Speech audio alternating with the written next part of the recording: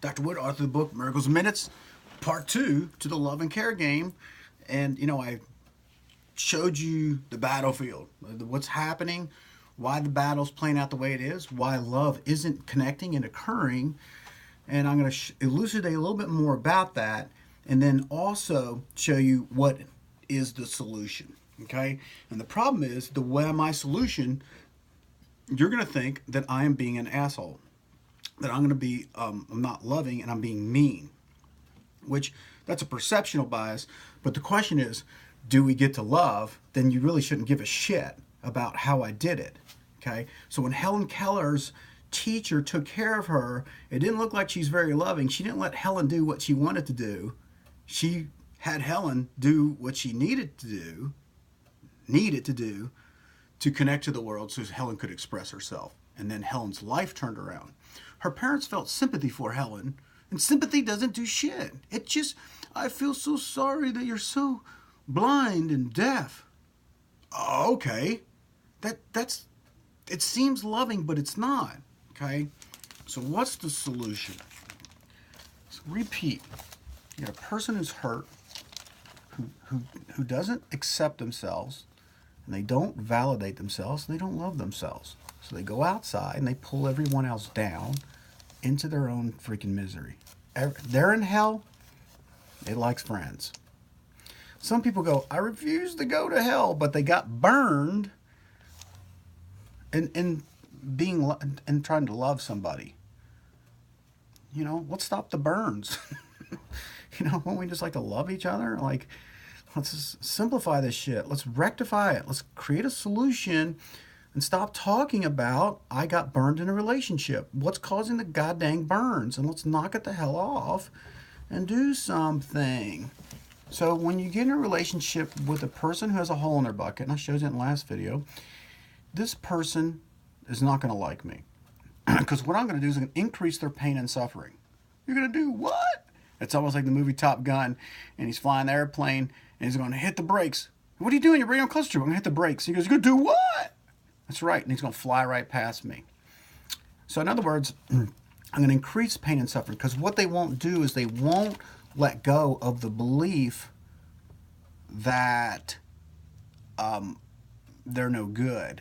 And what I have to do is show them that how they're this hurt feeling and this belief that they're actually hurting the ones they do love, because they really want to love and be loved, but they just don't know how to do that. Until they love themselves, I want them to see that the relationship you could have had with your sons is not happening. The relationship you could have had with your wife or something's not happening. And you're trying to ameliorate the hurt through maybe spending too much money, going on vacations, buying things, working all the time, drinking too much, smoking too much, some sort of self-destructive behaviors going on, so you don't have to deal with the inner pain and conflict within your own soul. I want you to see the damage that's happening. I want you to see the love that you're missing. I want you to feel the impact so it gets hot. So maybe you'll let it go, the belief go. I want you to see that what's happening now, the way you're being in the world, isn't helpful. I want you to feel the impact. I want you to see what your life looks like 10 to 20 years down the line of continue to be this way. You're going to miss love.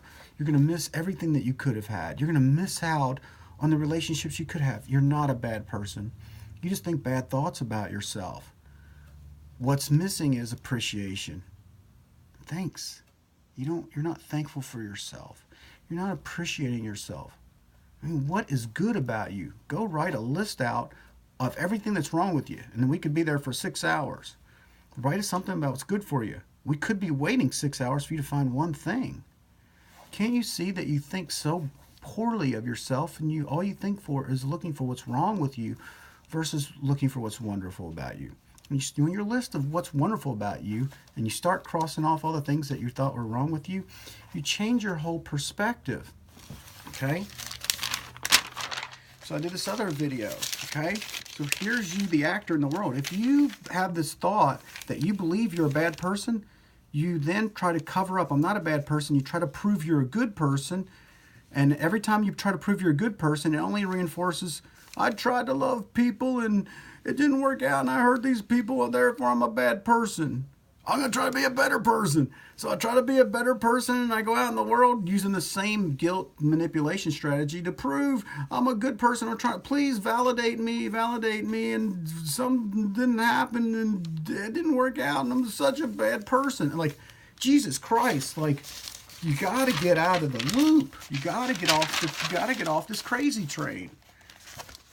Just simply go and like, hey, let's talk. Let me tell you what I think is wonderful about you. Let's look in the mirror for a change. Do you know what you can do? And you're going to need someone to help you. You can't walk out of hell alone. You're going to need a friend. You're going to need a lover. You're going to need someone who cares about you, a good coach, a mentor. Because if you could do it alone, you'd have already done it. You're going to have to trust somebody for the first time in your life. Someone who does love you and care about you. And then what I do for people is I put them in a challenging situation, a slight fear, a slight something they don't think they can do, and then have them do it. And all of a sudden they do it and they go, wow, I'm better than I thought I was. Next challenge, I'm better than I thought I was. Small little challenges, small fears, challenging them. And it looks like I'm being mean because you're going to run away from the challenge. I'm going to say, get your ass back over here. I'm going to run away from the challenge and say, get your ass back over here.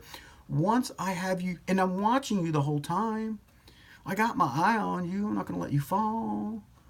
I got you, and then we'll coach you through it. And next thing you know, you do it. I set you up to win. I set this person up to win, and I can do it, and I can do it, and I did it, and I can do it, and I can do it, and I can do it. And they grow, and they grow, and they grow. Hey, I'm not that bad. I thought I couldn't do things. I can. I'm starting to appreciate and love myself. Sometimes I give them brain-based exercises. Just do some visual drills. But you don't know how to still your thoughts down. I'm just thinking, and I don't know what to think about myself. So I got to create the space first of calmness so I can then change their perspective, teach them how to develop awareness and get away from the negative thoughts so they can start thinking positively. I got to calm your nervous system down. We'll use some physiology. We'll use some breathing techniques. We'll do some special eye drills. We'll do some special functional drills, rolling patterns in my office, something like that. And we're going to build your brain and your spine in your nervous system, and with challenge with me in dialogue with you. So we change how you think about yourself. You see you can do stuff. You develop inner confidence and competence. I can do, competent, which then feeds confidence. Then you start believing more and better, great things about yourself. So instead of becoming less and pulling everybody else down, you become more, then you become generous and a giver. That's the strategy of getting you out of hell. It's a strategy from believing in yourself and turning you from a hurt person to the awesome person you always were. You just didn't know it. I'm going to bring it out of you, Dr. Wood.